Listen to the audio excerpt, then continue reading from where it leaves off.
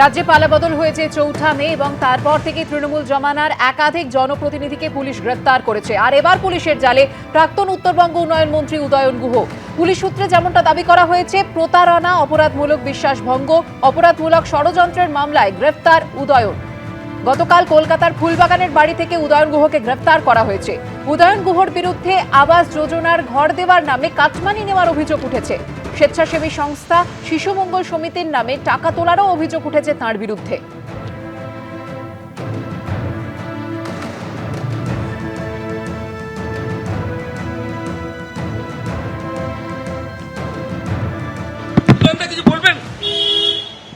আপনার এগেইনস্টে চিটিং এর কমপ্লেইন বলছে।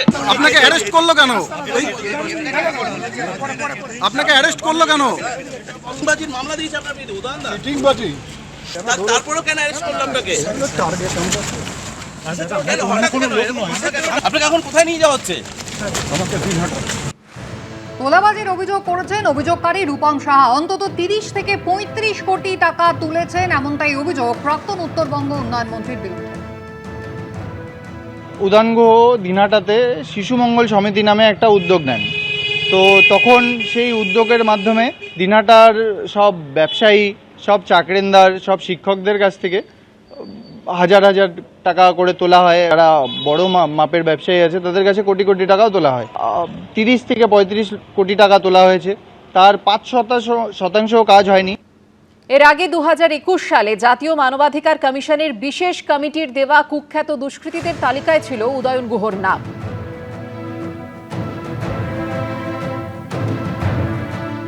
কথায় আছে, পাপ বাপকেও ছাড়ে না।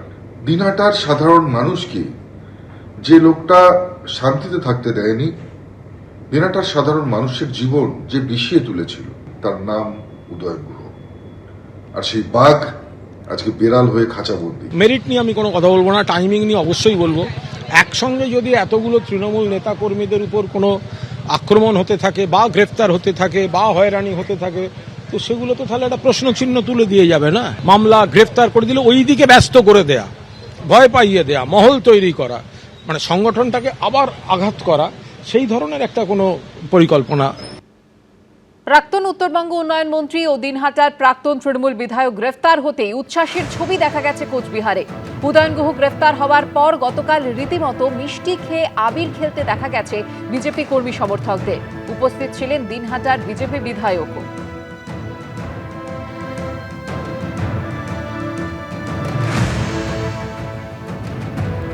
এবিপি আনন্দ, এগিয়ে থাকে, এগিয়ে রাখে।